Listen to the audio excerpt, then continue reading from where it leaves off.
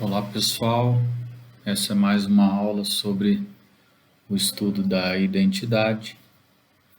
Nós tivemos o último assunto tratado no culto, em um formato de pregação, tentando abordar um pouco os aspectos científicos aí da construção da identidade. Nós falamos que esse é de fato um construto muito estudado em vários campos da ciência. Esse handbook aí trabalha com a teoria ou as teorias da identidade, as pesquisas sobre esse assunto.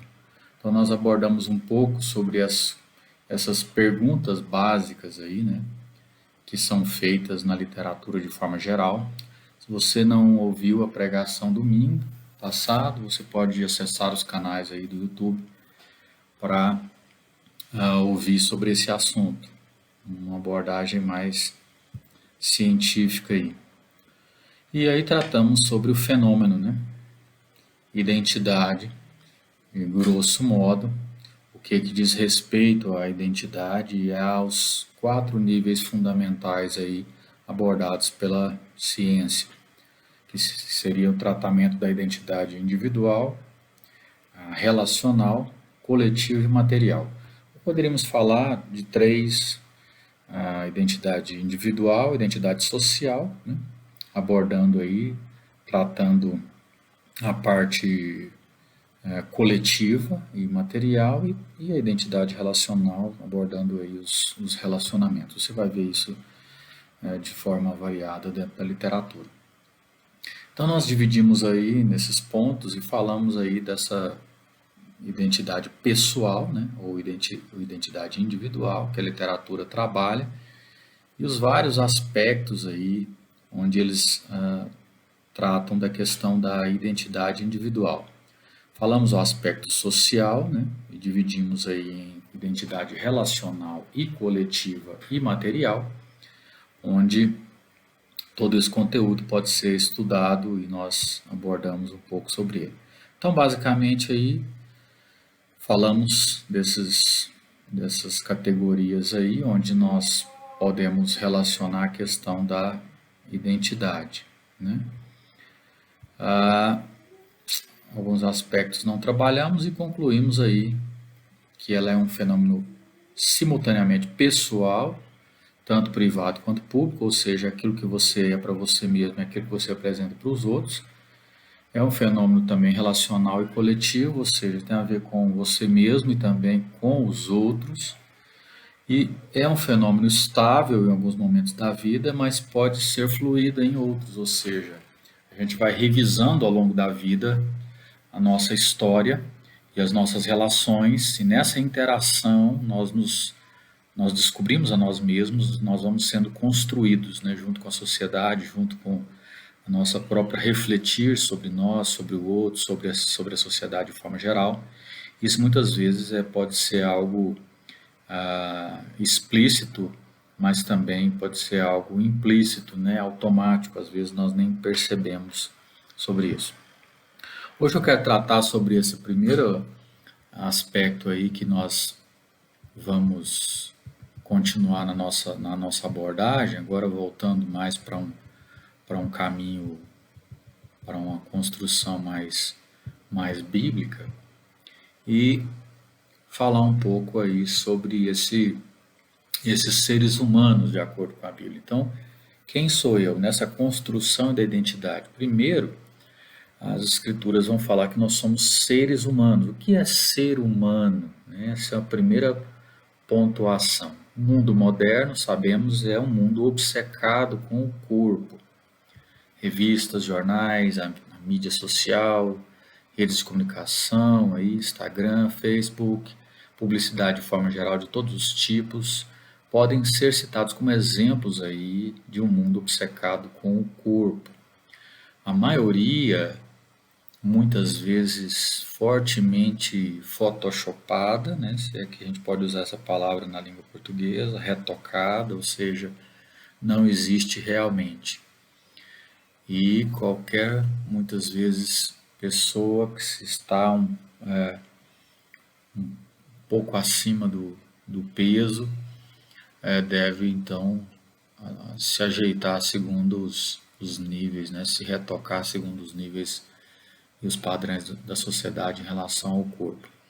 Sem surpresa, os psiquiatras eles estão denunciando aí um aumento de uma desordem chamada dismorfismo, ou seja, uma condição mental, psicológica, onde as pessoas se tornam obcecadas, percebendo aí falhas na sua própria aparência. Então, às vezes elas nem têm isso, mas elas têm uma visão deformada de si mesmas. Então, esse é o dismorfismo que tem levado muitas pessoas a medicações e a médicos e etc. Com esse estudo de hoje, nossa tentativa é responder algumas perguntas importantes na construção da identidade, entre elas o que é um ser humano, qual que é a nossa constituição, qual a nossa origem e como nós estamos conectados a Deus. Então, a ideia é trabalhar essa construção da identidade, falando o que é ser humano nessa perspectiva. Então, nós precisamos primeiro falar dessa constituição humana. Na Bíblia, os vários aspectos da constituição humana são mais preposições, né, uma cosmovisão, do que um tópico para discussão, porque a Bíblia não aborda isso de forma clara em somente um lugar. Nós vamos ver, por exemplo, no Velho Testamento, Gênesis capítulo 2, verso 7, que é um dos primeiros versos da Bíblia a lançar a luz sobre essa questão da constituição humana. Esse texto fala basicamente que nós somos pó da terra, então nós somos feitos pó da terra e nós temos uma alma. O texto de Gênesis 2:7 diz que então formou o Senhor Deus ao homem do pó da terra, e lhe soprou nas narinas o fôlego de vida, e o homem passou a ser alma vivente. Então, aparentemente somos feitos de pó e temos uma alma. Enquanto pó, né, isso nos lembra da nossa conexão com a terra, e o fato de sermos alma vivente nos distingue dos outros seres vivos. O uso da palavra pó, da palavra poeira, ela enfatiza essa fragilidade nossa e o fato de que nós viemos do chão e retornaremos ao pó, né? Retornaremos ao chão. Então, o pó, como constitutivo da existência humana, também, de alguma forma, antecipa a penalidade, ou seja, o nosso retorno ao pó. O próprio jogo das palavras que nós lemos que o homem retornará ao pó, o homem é Adão e solo é Adamã. É um jogo de palavras muito evidente, né? Ou seja, o homem é relacionado com o terreno, com o chão, em termos de sua constituição. Capítulo 3, verso 19 de Gênesis, nós lemos exatamente isso. Olha o que diz, capítulo 3, verso 19. No suor do rosto comerás o teu pão, até que tornes a terra, pois dela foste formado. Pois tu és pó, e ao pó tornarás. Então, isso faz com que o homem, sendo pó, retornando ao pó, né, seja perfeitamente adequado também que ele receba a tarefa de trabalhar o solo, trabalhar o chão. Então, observe como essa construção em Gênesis manifesta a constituição humana. O que significa uma alma vivente? Em termos de constituição humana, Gênesis capítulo 1 e 2, e de fato o Velho Testamento em geral, sugerem que o ser humano é um todo unificado. Ou seja, se nós formos pensar em ser humano antropologicamente, nós não deveríamos dividir corpo e alma, ou corpo, alma e espírito, como fazem os tricotomistas. Ambas categorizações, tanto os dicotomistas quanto os tricotomistas, para mim correm erro, porque biblicamente nós temos uma visão mais holística, mais do todo. Então, quando se fala de uma alma vivente, está falando do ser humano completo. Eu vou trabalhar isso em outros estudos, em outro momento, abordando um pouco aí esse aspecto científico dessas categorias de seres humanos, sentido de monismo, de dualismo, né? E as várias vertentes, é um assunto posterior para a gente trabalhar, mas, por hora, basta dizermos que a ideia melhor é um ser humano como um todo unificado. Então, é um erro pensar ah, na alma como uma parte metafísica separada dos nossos corpos. Então, como se a gente fosse corpo e alma, e essa separação metafísica. A alma é o aspecto metafísico, o corpo é o aspecto físico. Então, na verdade, essa tradução de alma ela é enganosa, né, em textos como Gênesis capítulo 2, 7, porque isso muitas vezes mais tarde vai conotar o dualismo, né, do próprio René Descartes e de outros também. Seja o dualismo cartesiano ou outros dualismos, eles vão ter basicamente essa noção. Eu prefiro a ideia mais holística do ser humano. Essa ideia de uma alma corporificada ela é mais grega, mais helenista e menos bíblica. Mas vamos continuar. A palavra traduzida como alma é nefesh, né, em hebraico. A maioria das versões modernas, inclusive as versões em inglês, a nova versão internacional também, a King James também, traduz a frase como o homem se tornou um ser vivente. Então, nefesh, nesse verso, se refere a toda a pessoa, e não somente a parte imaterial da pessoa. Então, o homem não possui uma nefesh, mas ele é uma nefesh, ou seja, ele é uma alma que vive, a ideia de um ser vivo. O próprio Gênesis capítulo 1, versos 20 e 21, verso 24, capítulo 9, verso 10, declara que os animais também são nefeshs, são almas viventes, né? É claro que o termo alma não esgota dentro do Velho Testamento ou dentro das Escrituras o que a Bíblia trata acerca da constituição humana. O Antigo Testamento ele usa vários outros termos para se referir a diferentes aspectos dos seres humanos, ligados muitas vezes com o pensamento e vontade, falando sobre a questão do coração, né? Ou também o espírito, essa capacidade para pensar, ou também a questão do fígado, dos rins e as entranhas, que são ligados frequentemente às emoções dentro do Velho Testamento.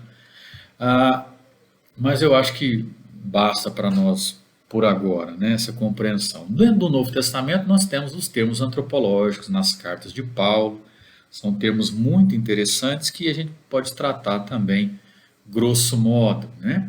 Entre eles nós temos corpo e carne, que se referem à substância física do ser humano, a alma, que tem uma ampla gama de significados, que denota desde a parte material dos seres humanos, até alguém agindo com calor, com sentimento ou bravura. O espírito, que significa a parte imaterial dos seres humanos, ou a qualidade, uma atitude de uma pessoa, de um grupo. A mente, que é um termo para intelecto ou entendimento humano, e o coração, que tem um sentido figurado da ideia de coragem, de capacidade de simpatia, muitas vezes dentro dos escritos paulinos. Bom, corpo, no mundo grego-romano, havia uma ampla visão de que a perfeição exterior era o reflexo da perfeição interior. Então, o belo foi, em muitos contextos, equiparado ao bem. Onde o corpo se encaixa na visão de mundo de Paulo? Paulo usa o termo grego soma, como você está vendo aí, para descrever o corpo. Embora o corpo, para Paulo, seja mais do que simplesmente o corpo físico. Por soma, que é a palavra grega, Paulo se refere ao ser humano visto, a vida humana vista a partir da física. Então nós somos incorporados, nós temos corpo. Então soma é principalmente um conceito relacional. Denota essa pessoa encarnada em um determinado ambiente, ela está em determinado ambiente. Ou os meios pelos quais essa pessoa se relaciona com o ambiente, os meios de viver em e experimentar o ambiente. Então Paulo nos vê como seres corporificados e, portanto, sociais, né? Definidos em grande parte por nossa interdependência, por nossa responsabilidade social. Deixa eu fazer a leitura de alguns textos para você perceber o que é a ideia de corpo, de soma, dentro dos escritos paulinos. Por exemplo, 1 Coríntios capítulo 6, verso de número 19, Paulo diz: acaso não sabeis que o vosso soma, que o vosso corpo é santuário do Espírito Santo que está em vós? Ou seja, o nosso corpo é santuário do Espírito Santo. Paulo também vai se referir ao corpo, como aos Romanos, capítulo 12, verso 1. Rogo-vos pelas misericórdias de Deus, irmãos, que apresentei o vosso corpo, o vosso soma, por sacrifício vivo, santo e agradável, que é o culto racional na linguagem paulina.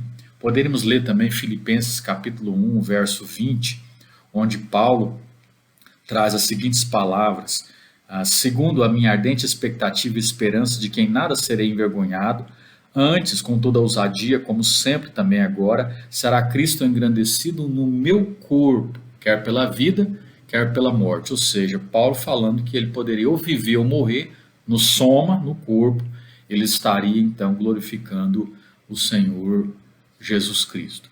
A palavra sarx, que é traduzida como carne muitas vezes, e às vezes pode gerar a ideia de algo físico, ela é muito controversa, ela tem uma gama grande de significados. Por exemplo, em Romanos, capítulo de número 1, verso 3, sarx tem a ideia de vida terrena. O que está escrito? Romanos 1, 3. Com respeito a seu filho, a qual, segundo a carne, segundo a sarx, veio da descendência de Davi, ou ao aspecto físico, né? Paulo aos Romanos, ainda capítulo 2, verso 28, a palavra sarx, dizes que não se deve cometer adultério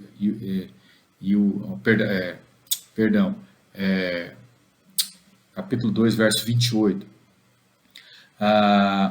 Porque não é judeu quem o é apenas exteriormente, nem a circuncisão que é somente na carne.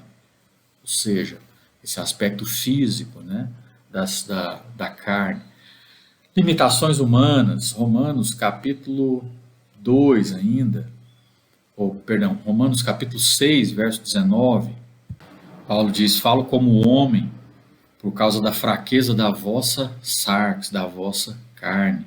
Então a gente pode ver esses textos que falam basicamente a ideia de sarx, traz a ideia de algo físico, algo terreno, de um ser humano limitado, mas também algo ligado à questão da natureza pecaminosa, como em Romanos 7, 18, quando se referindo a sarx, Paulo diz: porque eu sei que em mim, isto é, na minha carne, não habita nem bem nenhum. Ele não estava falando sobre o corpo especificamente, sobre a carne física, mas ele estava falando sobre a natureza pecaminosa, a natureza humana. E também em outros capítulos, como o capítulo 9, versos 3 e verso 5, Paulo se refere a sarx como raça, como ancestralidade. Depois você pode ler também esses textos. Então, esse espectro do significado de carne vai das necessidades humanas, passa pela fraqueza e os desejos humanos, a imperfeição e corrupção humana, até o pecado humano e a rebelião contra Deus. Então, a ideia de sarx, de carne em Paulo, é isso. É desde a fraqueza, as necessidades humanas, a imperfeição, a corrupção humana, o pecado, até a rebelião contra Deus.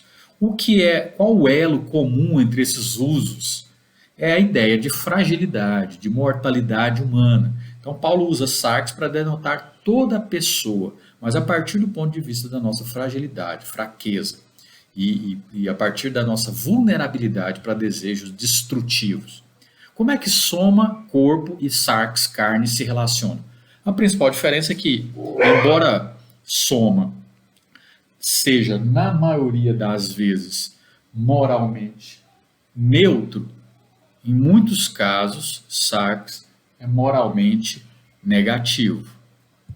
A principal diferença é que soma é, a maioria das vezes, moralmente neutro, quando você fala soma, corpo. E a ideia de sarx já tem mais uma ideia mais negativa. Uma outra palavra que você pode ler aí, é mente, nous.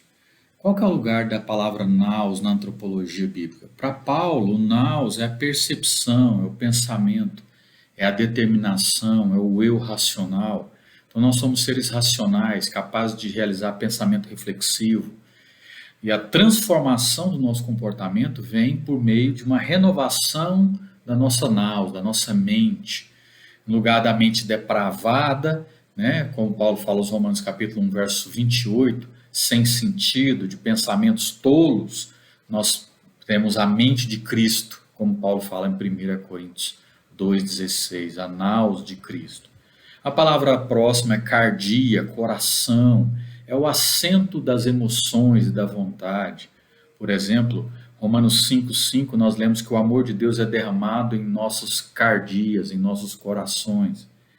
E em outros lugares, o incentivo ou conforto é trazido à cardia de alguém, ao coração de alguém, como Paulo escreve aos Efésios 6:22, Colossenses 2:2, Colossenses 4:8 e 2 aos Tessalonicenses 2:16 e 17. Depois ler esses textos, são textos importantes, nós não podemos ler todos os textos para a gente não delongar muito o assunto. Então, o que é um ser humano? Nós somos seres racionais, né, naus, capazes de pensamento reflexivo, mas também somos seres cardíacos, capazes de emoções, de vontade. Então, essas perspectivas sobre a pessoa humana, elas sublimam a nossa complexidade, tanto em termos desse notável potencial que nós temos, também, como também na nossa fragilidade, na nossa sensibilidade, ou seja, nós somos corpo, somos carne, tendemos ao pecado, somos frágeis, né? Mas ao mesmo tempo nós temos uma mente, nós temos capacidade de pensamento reflexivo, nós podemos exercer vontade, emoções, ou seja, a questão da cardia. Os outros dois termos são alma e espírito, ou psique e pneuma. O grego psique, alma, se refere à pessoa como um todo, como a gente pode ler, por exemplo, Paulo escrevendo aos Romanos, capítulo de número 13, versos 1, Romanos 13, 1. Todo homem esteja sujeito às autoridades superiores, porque não há autoridade que não proceda de Deus, e as autoridades que existem foram por ele instituídas. Essa é a ideia, todo homem é toda a alma, toda a psique, né? Ou seja, referindo ao ser humano como um todo. Capítulo 16, versos 3 a 4a, saudai Priscila e Áquila, meus cooperadores em Cristo Jesus, os quais pela minha vida arriscaram a sua própria cabeça, e isso lhes agradeço, não somente eu, mas também todas as igrejas dos gentios. Olha só o que ele está dizendo, os quais pela minha vida arriscaram a sua própria cabeça, e isso eu agradeço, não somente eu, mas todos. A ideia aqui é de que todas as almas, todas as igrejas dos gentios, certo? Todos. Então, Paulo pode usar a psique para significar a vida, para significar a vitalidade humana, como, por exemplo, os Romanos, capítulo de número 11, verso 3, ele diz: Senhor, mataram os teus profetas, arrasaram os teus altares, e só eu fiquei procurando tirar minha vida. Paulo está aqui citando 1 Reis 19:10, onde o profeta Elias se queixa de que seus inimigos estão tentando matá-lo, né? Ou seja, tirar a sua psique. Literalmente, eles estão procurando a minha alma.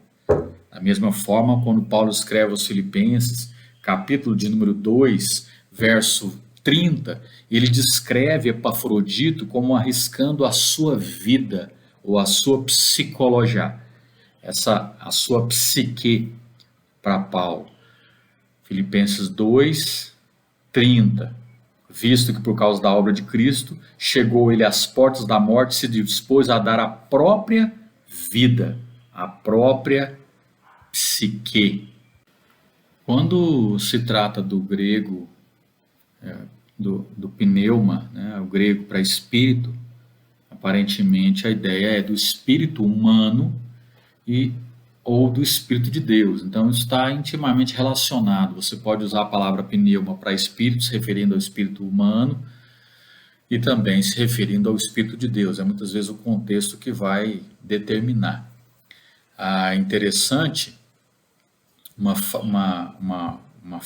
fala que diz, falando sobre esses seres humanos, que para Paulo, o ser humano ele é mais do que uma alma, né? Então, psique não é suficiente para denotar aí, para descrever as profundidades do indivíduo. As pessoas existem em e estão relacionadas a mais diversas dimensões da realidade, além da psíquica, né? Então, no final de um século passado, que apreciou as ideias de Freud, de Jung, a antropologia de Paulo vem nos dar uma lição muito importante, uma lição que alerta a gente contra o pensamento de que a psique pode revelar tudo o que é importante sobre o interior da vida de uma pessoa.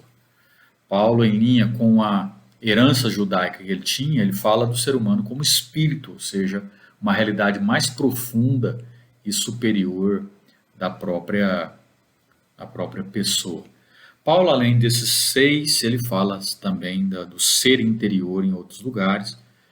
Basicamente, a expressão ser interior ele usa em Romanos 7, 22, em 2 Coríntios 4, 16, em Efésios 3, 16 e 17. A ideia é o interior do nosso ser, a sede da consciência pessoal, do nosso ser moral. É um assunto que a gente vai tratar posteriormente. Então, resumindo, o que a gente pode aprender sobre identidade pessoal com os termos que a Bíblia usa para descrever? Grosso modo, então, a Bíblia usa termos antropológicos para destacar a nossa essência, as nossas limitações e o nosso potencial. Então, nós somos mais do que nossos corpos, mas não menos do que eles. Então, nós somos corporificados, somos seres pessoais, definidos por nossos relacionamentos, mas nós também somos carne, uma carne que é frágil, que é fraca, impulsionados por nossos desejos, que estão muitas vezes em oposição a Deus. Então, como seres com mente e coração, nós somos capazes dos mais altos pensamentos e das mais profundas emoções. E como almas e espíritos, estamos vivos e temos a capacidade de nos conectarmos com o Deus vivo. Assim, negligenciar qualquer uma dessas dimensões é distorcer a identidade humana e assumir uma perspectiva materialista que muitas vezes é dominante nas sociedades ocidentais de hoje. Qual é? De que os seres humanos são simplesmente animais com cérebros grandes. Não, de maneira nenhuma. Não somos somente animais com cérebros grandes. Somos seres humanos. E a maravilha da compreensão do que é ser humano é muito importante. Ora, para nós caminharmos para uma conclusão nessa aula, Gênesis capítulo 1 a 3, eles falam basicamente sobre isso. Em resumo, o que é o ser humano? O ser humano são, primeiro, especiais. Essa é uma outra coisa que nós aprendemos. Os seres humanos são especiais, ou seja, as várias características desse texto de Gênesis 1 a 3 sugerem que os seres humanos têm um lugar especial na criação.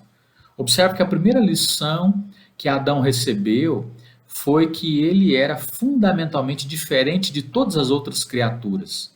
Gênesis capítulo 1, verso 26, Adão é criado para governar sobre todas as criaturas. Ele é criado como a imagem e semelhança de Deus. Isso é ressaltado quando é repetido no capítulo 1, verso 27. Então, a humanidade claramente é o ponto alto da criação. E quando Adão procura entre os animais alguém que lhe fosse semelhante, ele não consegue encontrar. Então, essa lição mostra que os seres humanos são fundamentalmente diferentes das outras criaturas e superiores às outras criaturas. Então, a humanidade, como nós dizemos, é a coroa. Adão e Eva são a coroa da criação. Tanto que o homem recebe a vida a partir da respiração do Criador.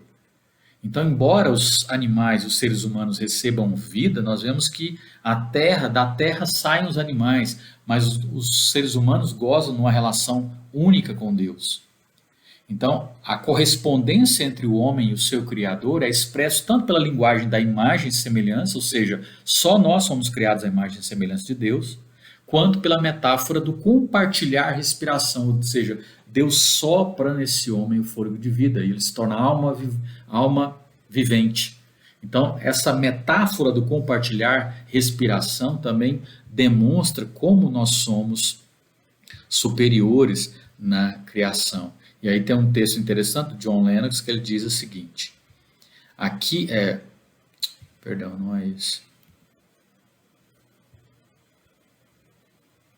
Eu não coloquei esse texto aí. O texto dele diz o seguinte: que o esforço secular de divulgar essa convicção do naturalismo sobre o teísmo, através de argumentos reducionistas, esse esforço que muitas vezes a sociedade faz, a sociedade sem Deus faz, remove esse último vestígio de Deus da criação, ou seja, os seres humanos, no fim, eles não são nada, só são matéria física, biológica e química. Mas a Escritura diz o contrário. Seres humanos são especiais. Os seres humanos são também... aqui, ó, o texto agora apareceu. Esse foi o texto aí. Você pode ler novamente. Os seres humanos são também seres sociais. Isso também fica claro quando a palavra Adão pode significar humano ou humanidade. Por exemplo, Adão, em Gênesis capítulo 1, verso 27, se refere à humanidade, e não a Adão como homem. Isso, posteriormente, é diferenciado entre masculino e feminino. Já Gênesis capítulo 5, verso 1, você tem a referência a Adão. Então, Adão pode ser humanidade, Deus cria a humanidade, a referência é homem e mulher, masculino e feminino, mas também o texto se refere a Adão como uma pessoa. Então, esse aspecto social dos seres humanos. Gênesis 2 a 4, Adão é usado tanto com quanto sem o artigo, para se referir a ambos, a humanidade e a Adão. Isso é ok? É isso que eu estou dizendo. Já em Gênesis 5, versos 1 e 2, você vê o texto falando Adão, e aqui é Adão, o Adão mesmo, aquele homem chamado Adão. Ok? Muitas vezes nós tomamos Adão só como um nome, né? Mas a ideia também traz a ideia de humanidade.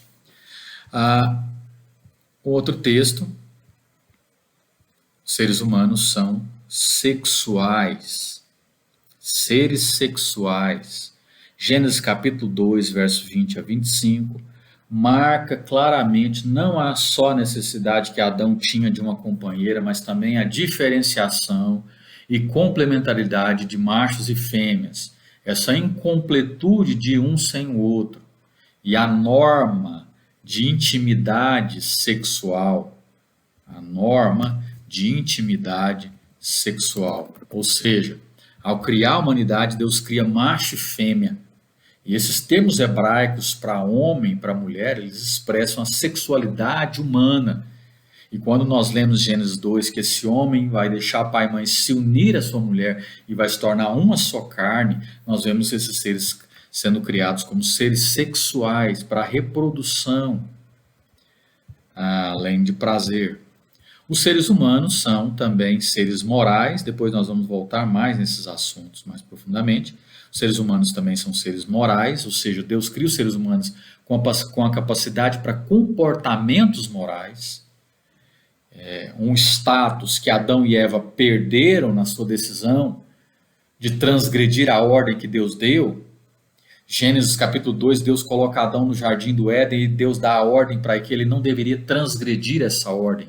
Gênesis capítulo 2, versos 15 a 17.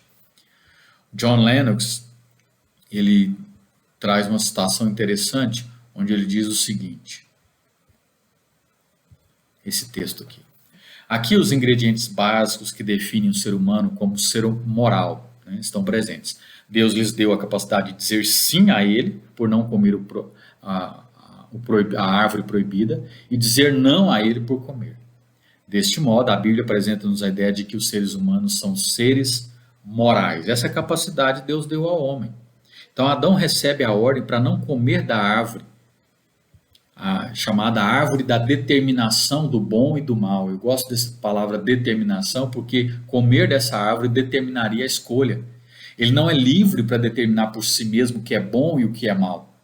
Essa prerrogativa pertence somente a Deus. Então, quando Adão e Eva transgridem a ordem para não comer da árvore, eles usurpam de Deus essa autoridade para revelar, como reflexo da sua própria personalidade, o que é certo e o que é errado. Isso é um texto muito, muito interessante, né? Quando eles comem do proibido, fruto proibido, eles tiram de Deus essa autoridade para revelar o que é certo e o que é errado. Essa autoridade vinha de Deus, reflexo da própria personalidade de Deus.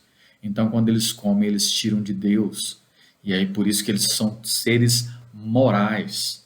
E, por fim, eles são seres espirituais, né? Claramente. O Antigo Testamento, ele insiste que a humanidade é definida inteiramente em termos do nosso relacionamento com Deus, ou seja, a relação dos seres humanos com Deus é central para a visão bíblica da humanidade. Você pega Gênesis capítulo 1, Deus é o assunto de todos os verbos. Na sua atividade direta na criação, nós vemos Deus criou, Deus disse, Deus viu, Deus chamou, Deus fez, Deus estabeleceu, Deus abençoou.